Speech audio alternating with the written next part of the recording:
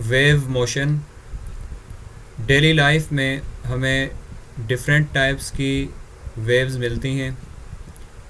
जहाँ भी वाइब्रेशन होगी वहाँ पे वेव्स जनरेट होती हैं। वेव्स एनर्जी कैरी करने और इंफॉर्मेशन एक जगह से दूसरी जगह ले जाने में अहम रोल प्ले करती हैं। वेव्स कैसे प्रोड्यूस होती हैं और कैसे प्रोपेगेट करती हैं, यानी कि कैसे ट्रैवल करती हैं, ये आज की हमारी डिस्कशन है। और मेन दो टाइप्स कौन सी हैं वेव्स की, they will be discuss hair. First है वेव जनरेट कैसे होती है। एक सिंपल सी एक्टिविटी है कि किसी भी एक टब में, बर्तन में पानी लें और उसमें एक कॉर्क रखें या कोई भी एक चीज़ रख लें जो उसके में सिंक ना करे, उसके ऊपर फ्लोट करे। और दूसरे एंड पे आप पेंसिल या किसी भी चीज़ से अप एंड डाउन मूव करें उसको पानी के अंदर। उसकी up and down motion, pencil की up and down motion means to and fro motion, ये इस पानी के अंदर वेव्स जनरेट कराएगी। पानी में आपको फील होगा, नज़र आएंगी कि वेव्स ऐसे ट्रैवल कर रही हैं। तो vibration, due to vibration of pencil in the water waves generate, यानी कि वेव्स जनरेट कराने के लिए वाइब्रेशन चाहिए। और जब ये वेव जनरेट हो जाएंगी, ये ट्रैवल करेंगी वेव्स किसी भी डायरेक्शन में। जैसे आपको यहाँ लाइंस में नज़र आ रहा है, इन लाइंस की डायरेक्शन में ये वेव्स ट्रैवल कर रही हैं। और जो भी ऑब्जेक्ट हमने इसके ऊपर रखा है, जब ये वेव ट्रैवल करती करती इस ऑब्जेक्ट तक पहुँचेगी, इस ऑब्जेक्ट को भी to and fro, up and down move कराना शुरू कर देगी। इसका मतलब ये है कि वेव जनरेट कराने के लिए भी वाइब्रेशन चाहिए और वेव की वजह से वाइब्रेशन कॉज होती है। और ये ऑब्जेक्ट जो है ये इसी जगह पे अप एंड डाउन मूव करता रहेगा, वेव आगे ट्रैवल कर जाएगी। सेकंड पॉइंट ये है कि वेव सिर्फ एनर्जी कैरी करती है, मैटर कैरी करके नहीं जाती। ऐसा नहीं है कि वेव जो इसके अंदर प्रोड्यूस हो रही हैं, यहाँ से वेव ट्रैवल हुई, इसके साथ पानी भी चलना शुरू हो गया और यहाँ से पानी कम हो गया और जिधर वेव गई है उसके साथ वो मैटर चला गया। ऐसा नहीं है। वेव सिर्फ एनर्जी कैरी करती हैं, एनर्जी कैरी हुई, मोशन में कन्वर्ट हुई, वो एनर्जी इसको मिल गई, इस कॉर्क को, इस ऑब्जेक्ट को, और इसकी up and down motion start हो गई। 3 पॉइंट्स हमने पढ़े। एक है वेव जनरेट कराने के लिए वाइब्रेशन चाहिए। वेव जब ट्रैवल करेगी उसकी वजह से जो पार्टिकल्स हैं वो भी up and down, to and fro move करेंगे, उनके अंदर भी वाइब्रेशन आएगी। और वो ऑब्जेक्ट या वो पार्टिकल या मैटर खुद ट्रैवल करके एक जगह से दूसरी जगह नहीं जाएगा, बल्कि सिर्फ़ और सिर्फ एनर्जी ट्रांसफ़र होगी या फिर इंफॉर्मेशन ट्रांसफ़र होगी, जो हम आगे यूनिट्स के अंदर पढ़ेंगे। यही सारी डिस्कशन एक्टिविटी 1 की है। The net displacement of the cork is zero. Cork up and down move कर रहा है, जितना वो अप जाएगा उतना डाउन जाएगा, वही सिंपल हार्मोनिक मोशन है। तो जितनी डिस्प्लेसमेंट अपवर्ड डायरेक्शन में है उतनी डाउनवर्ड डायरेक्शन में है। पॉजिटिव नेगेटिव दोनों की वैल्यू सेम है, मैग्नीट्यूड सेम है, दोनों कैंसिल आउट हो जाएंगे, तो नेट डिस्प्लेसमेंट जो है वो ज़ीरो हो जाएगा। सेकंड एग्जांपल है, एक स्ट्रिंग लें, उसको किसी भी स्पोर्ट के साथ टाई कर दें और दूसरे एंड से अपने हाथ से उस स्ट्रिंग को अप एंड डाउन मूव कराएं और उस स्ट्रिंग पे आप एक मार्क लगा दें जिसको यहाँ पे पी से शो किया हुआ है। अपना हैंड जब आप अप एंड डाउन मूव करेंगे, मीन्स टू एंड फ्रो या वाइब्रेट कराएंगे, उसकी वजह से इस स्ट्रिंग के अंदर एक वेव जनरेट होगी। अभी जब आपने स्टार्ट कराया है उस टाइम पे ये वेव इस जगह पे है और ये आहिस्ता आहिस्ता आगे ट्रैवल कर रही है। ट्रैवल करते करते ये हमारी स्पोर्ट तक पहुंच रही है। लेकिन जो पॉइंट पी था, जब ये वेव इस पॉइंट पे आई है तो जो जिस साइड पे वेव थी उसी साइड पे पॉइंट मूव करके ऊपर चला गया। जब वेव आगे चली गई है वो पॉइंट नीचे आ गया। ये पॉइंट मूव करके आगे नहीं गया, ये point up and down move किया। तो इसका मतलब ये है कि मैटर ट्रांसफ़र नहीं हुआ, सिर्फ वेव की मोशन की वजह से वाइब्रेशन प्रोड्यूस हुई है। अब वेव की मोशन जो है वो राइट साइड पे है और ये जो पॉइंट P है अप एंड डाउन मूव कर रहा है। राइट साइड की डायरेक्शन है और अपवर्ड डायरेक्शन है, दोनों के बीच में एंगल 90 डिग्री है। The motion of point P will be perpendicular. Point P की जो मोशन है up and down vertical to the direction of the motion of wave. जो वेव की मोशन है राइट साइड पे उससे परपेंडिकुलर है। वेव की डिफरेंट टाइप्स हैं, वो टाइप्स तो हम बाद में डिस्कस करेंगे, लेकिन यहाँ पे आपको वेव मोशन नज़र आ जाएगी कि वेव कैसे ट्रैवल करती है, ये पार्टिकल्स कैसे वेव के ट्रैवल करते हैं। जो एग्जांपल वाटर की है, ये मॉलिक्यूल्स हैं, ये सारा वाटर है, ये उसके पार्टिकल्स हैं, ये वेव ट्रैवल कर रही है। तो अगर किसी भी एक पार्टिकल को आप ले लें, वो वेव के साथ अप एंड डाउन मूव कर रहा है, वो पार्टिकल ट्रैवल होके आगे नहीं जा रहा।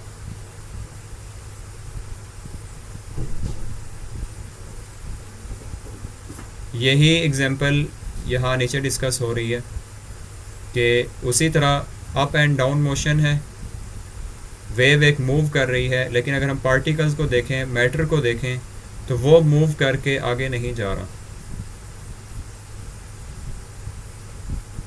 यही जितनी एक डिटेल हमने पढ़ी है, इसकी बेस पे अगर वेव को डिफ़ाइन करें, a wave is a disturbance in the medium. किसी भी मीडियम में वेव एक डिस्टर्बेंस है which causes the particles of the medium, जो मीडियम के पार्टिकल्स को क्या करता है, टू अंडरगो वाइब्रेटरी मोशन, उनको वाइब्रेटरी मोशन के कॉज का एक सोर्स बनता है। वेव किसी भी मीडियम में एक डिस्टर्बेंस है जो पार्टिकल्स को टू एंड फ्रो मूव कराता है, वाइब्रेट कराता है about their mean position in equal intervals of time. इसका मतलब ये है कि वेव्स को तभी हम यहाँ पे सिंपल हार्मोनिक मोशन के टॉपिक में लेके आएँ या इस यूनिट में लेके आएँ कि इसमें particles up and down move कर रहे हैं।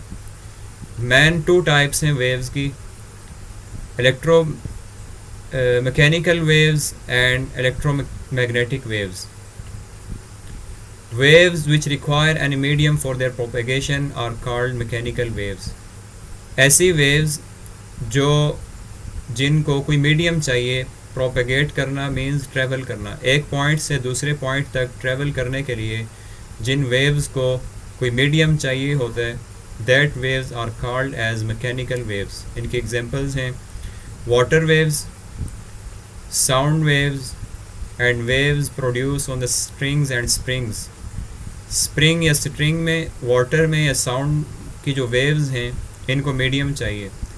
अगर मीडियम कोई नहीं है, पार्टिकल्स अगर नहीं हैं, तो ये वेव्स ट्रैवल नहीं कर सकती। Second category is electromagnetic waves. Mechanical waves को मीडियम चाहिए for their propagation, electromagnetic waves को कोई मीडियम नहीं चाहिए, they can travel in vacuum. Waves which do not require any medium for their propagation are called electromagnetic waves. इसकी examples कौन कौन सी हैं? Radio waves, television waves, X rays, heat and light waves are some examples of electromagnetic waves. Light sun से हम तक किस तरह पहुंच रही है?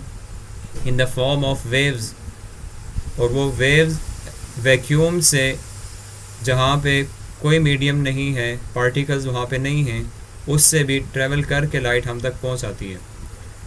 इसका मतलब ये है कि जो वेव्स जिनको मीडियम नहीं चाहिए for their propagation, that waves will be discussed as electromagnetic waves. Electromagnetic waves consist of electric and magnetic fields oscillating perpendicular to each other. Direction of motion of wave ये right side पे है, और इस direction के perpendicular electric field है, और electric field के perpendicular magnetic field है। इलेक्ट्रोमैग्नेटिक इसीलिए इसको कहते हैं क्योंकि इसमें इलेक्ट्रिक फील्ड और मैग्नेटिक फील्ड दोनों एक दूसरे के परपेंडिकुलर ट्रेवल करती हैं। इलेक्ट्रिक फील्ड आपको स्काई ब्लू कलर में नज़र आएगी और मैग्नेटिक फील्ड आपको येलो कलर में नज़र आ रही है। दोनों का एंगल 90 डिग्री है। They are perpendicular to each other. Do mechanical waves pass through vacuum, that is empty space? No, mechanical waves cannot pass through vacuum because they require medium for their propagation. We have discussed first three questions. The fourth question is, how can you define the term wave? Elaborate the difference between mechanical and electromagnetic waves. Give examples of each. Its answer is on page 8. जो भी हमने topic पढ़े ये यहाँ से start होगा. Wave की definition है, दो टाइप्स हैं, टाइप्स की डेफिनेशन है और साथ ही उसकी एग्जांपल डिस्कस हो रही है.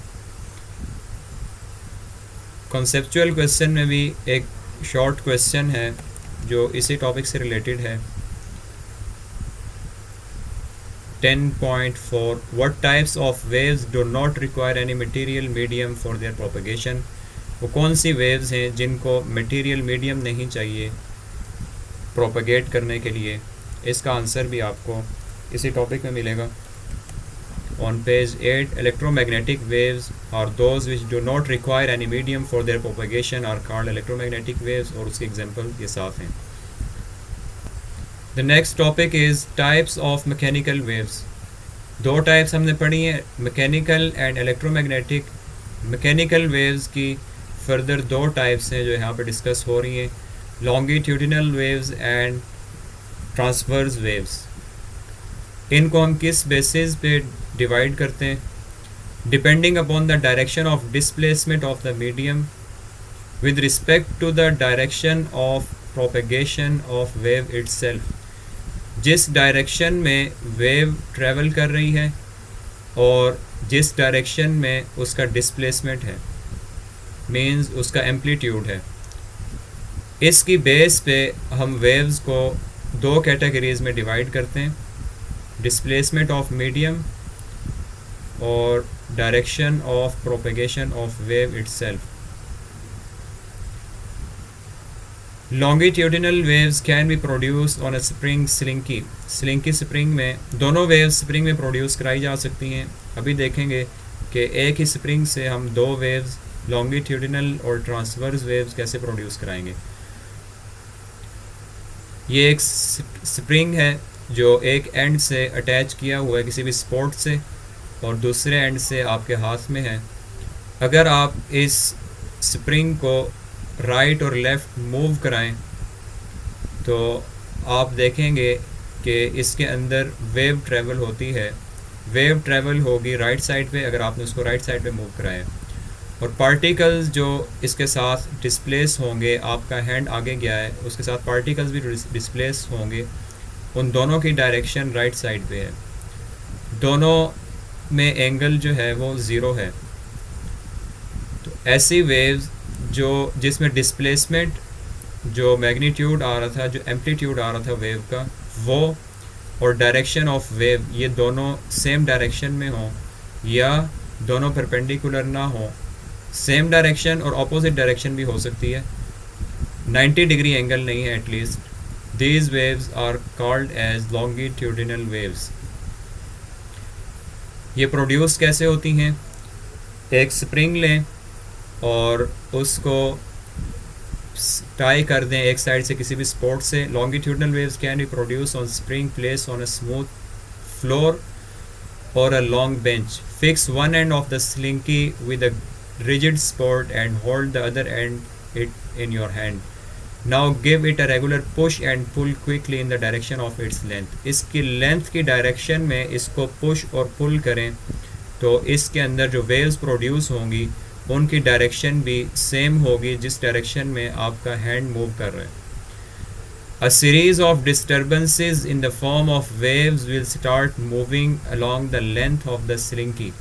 इसकी लेंथ के अलॉन्ग डिस्टर्बेंस प्रोड्यूस होना शुरू हो जाएगी, मीन्स वेव्स प्रोड्यूस होना शुरू हो जाएंगी. Such waves consist of regions called compression. अब इस वेव में अगर आप देखें यहाँ पे सारा स्प्रिंग अभी जब इसको मूव नहीं कराया एक जैसे, लेकिन जब हमने इसकी मोशन स्टार्ट करा दी है तो आपको कुछ जगह ऐसी मिलेंगी जो एक्सपैंड होंगी, उनके आपस की जो लेंथ है वो ज़्यादा होगी, और कुछ जगह कॉन्ट्रैक्ट होंगी, कंप्रेस हुई भी होंगी. तो दो टाइप्स इसके अंदर आएंगी. One is compression and the second is rarefaction. A series of disturbances in the form of waves will start moving along the length of the syringe. Such a wave consists of regions called compression. Compression regions कौन से? Where the loops of the spring are close together. जहाँ पे spring की जो loops हैं ये close हैं एक दूसरे से, ये जगह कंप्रेशन की है. अल्टरनेटिंग विद रीजन, इसके साथ साथ जहाँ पे ये क्लोज्ड हैं, कंप्रेस्ड हैं, उसके साथ आपको ऐसी जगह भी मिलेंगी जो एक दूसरे से दूर हैं, एक्सपैंड हैं. Alternating with regions called rarefaction और expansions, where the loops are spaced apart, जहाँ पे उनका जो डिस्टेंस है, उनकी आपस की स्पेस है वो ज़्यादा है. In the regions of compression, particles of the medium are closer together, while in the region of rarefaction, particles of the medium are spaced apart.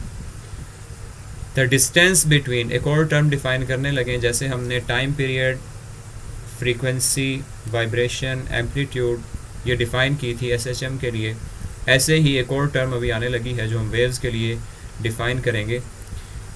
इस कंप्रेशन और रेयरफैक्शन, जहाँ पे ये डिस्टेंस कम है पार्टिकल्स का और जहाँ पे ज़्यादा है, इन दोनों के दरमियान का जो डिस्टेंस है, we name that distance as wave length. The distance between two consecutive compression is called wave length.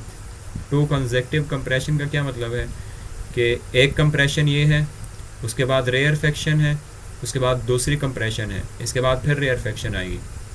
तो जो दो कंसेक्टिव कंप्रेशन जो आ रही हैं एक के बाद दूसरी कंप्रेशन, इनके बीच में जो डिस्टेंस है, जितनी ये लेंथ है, वी नेम दिस लेंथ और distance as wave length and represent it with symbol lambda. अगर आपने इस कंप्रेशन के मिड से लेंथ मेजर करना शुरू की है तो सेकंड कंप्रेशन के मिड तक ही आप लेंथ मेजर करेंगे. अगर आपने इस कंप्रेशन के स्टार्ट से लेंथ मेजर करना शुरू की है तो सेकंड कंप्रेशन के स्टार्ट तक लेंथ मेजर करेंगे. इस कंप्रेशन के एंड से स्टार्ट की है अगर मेजरमेंट, तो सेकंड कंप्रेशन के एंड तक मेजरमेंट लेंगे. The distance between to consecutive compression is called wavelength. The compression and rarefaction move back and forth along the direction of motion of the wave. जिस direction में wave move करेगी उसी direction में to and फ्रो ये compression और rarefaction move करेंगे. Such wave is called longitudinal waves and defined as, in longitudinal waves, the particles of the medium move back and forth along the direction of propagation of wave. जो medium के particles हैं वो to and fro move करते हैं, vibrate करते हैं along the direction of propagation of wave. जिस direction में वेव मूव कर रही है उसी डायरेक्शन में उसके पार्टिकल्स भी मूव कर रहे होते हैं. तो ये लॉन्गिट्यूडिनल वेव है जिसमें वेव की डायरेक्शन भी और पार्टिकल्स की डायरेक्शन भी सेम है. ऐसा नहीं है कि वेव या पार्टिकल्स इन दोनों में से कोई भी अप एंड डाउन मूव कर रहा हो, दोनों की डायरेक्शन सेम है. पार्टिकल और वेव भी आगे जा रही है, पार्टिकल भी उसके साथ आगे और टू एंड फ्रो मूव कर रहा है, अप एंड डाउन मूव नहीं कर रहा. जो हमने सेकंड टाइप पढ़नी है ट्रांसवर्स वेव्स, उसमें पार्टिकल्स और वेव की डायरेक्शन ये एक दूसरे के परपेंडिकुलर होंगी. That's the only difference between longitudinal and transverse waves. और ये प्रोड्यूस कैसे होंगी? आप स्प्रिंग को अप एंड डाउन मूव कराएं तो आपके पास इसी फॉर्म में वेव्स जनरेट होंगी कि जिससे particles up and down move कर रहे हैं और जो वेव है वो उसके परपेंडिकुलर राइट या लेफ़्ट मूव कर रही है. ये तमाम एग्जांपल्स ट्रांसवर्स वेव्स की हैं. ऐसे ही ये एग्जांपल है साउंड वेव की. साउंड वेव्स में ये वेव ट्रैवल कर रही है और उसके साथ ये पार्टिकल्स जो हैं ये टू एंड फ्रो उसी डायरेक्शन में मूव कर रहे हैं. That's why we consider the sound waves in electromagnetic waves. और ये लॉन्गिट्यूडनल वेव्स में आती हैं.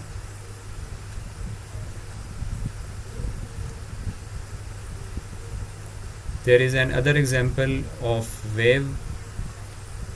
अगर हम एक पल्स दें इस स्ट्रिंग को तो इस तरीके से ये वेव ट्रैवल करती है. ट्रांसवर्स वेव है इस टाइम पे। ये इसकी डैम्पिंग कम कर दें, जो हमने लास्ट कॉन्सेप्ट पढ़ा है, तो ये wave to and fro move करती रहेगी और स्टॉप नहीं करेगी। डैम्पिंग जितनी ज़्यादा होगी, जितनी इसको फ्रिक्शन मिलेगी, उतना जल्द जो है ये स्टॉप कर जाएगी।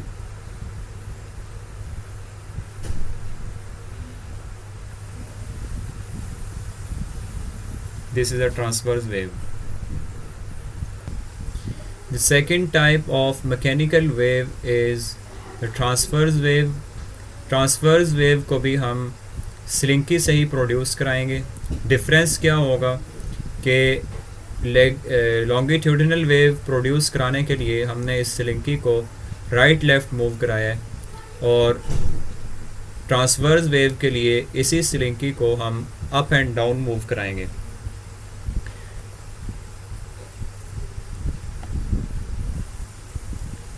लॉन्गिट्यूडिनल वेव के लिए हमने जो टर्म यूज़ की हैं वो कंप्रेशन और रेयरफेक्शन की यूज़ की हैं।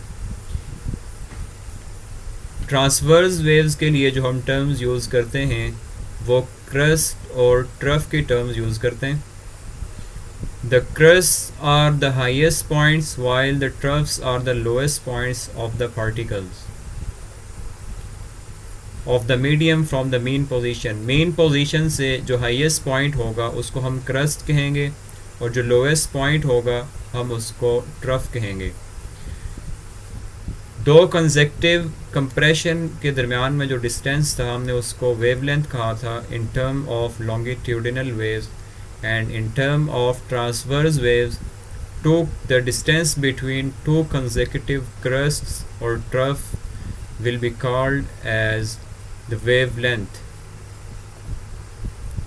The distance between two consecutive crusts or troughs is called wavelength. The crust and trough move perpendicular to the direction of wave.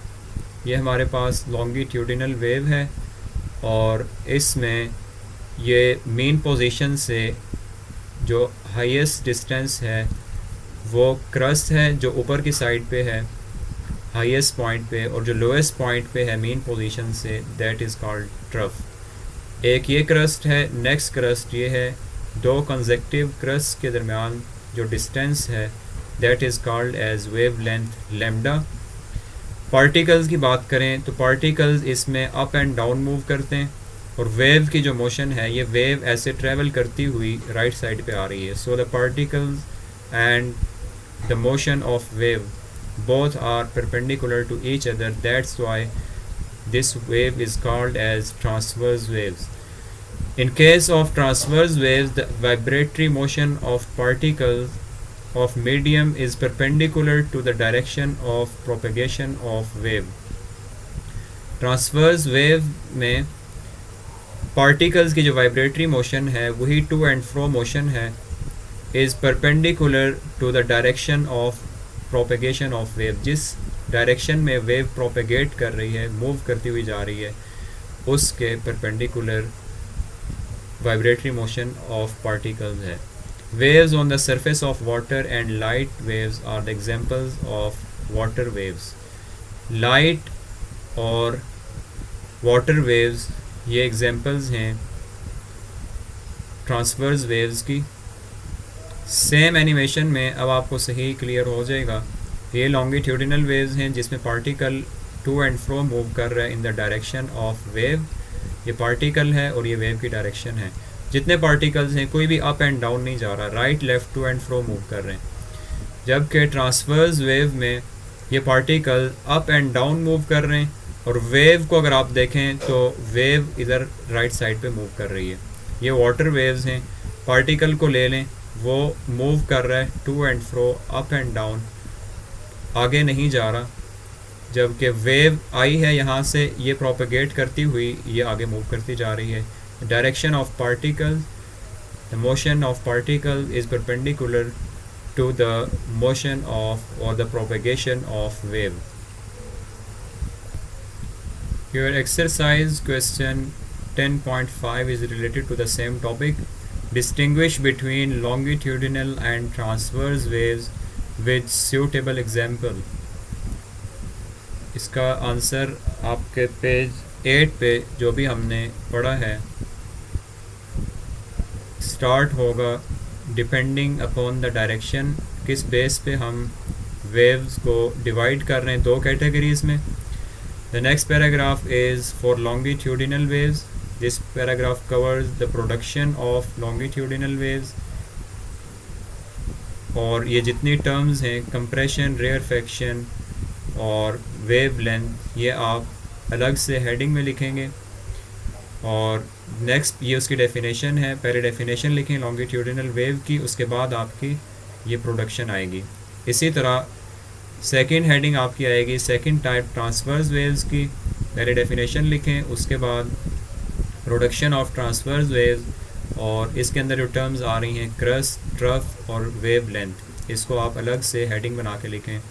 और दोनों फिगर्स लॉन्गिट्यूडिनल वेव और ट्रांसवर्स वेव्स की ये भी इंक्लूड करें.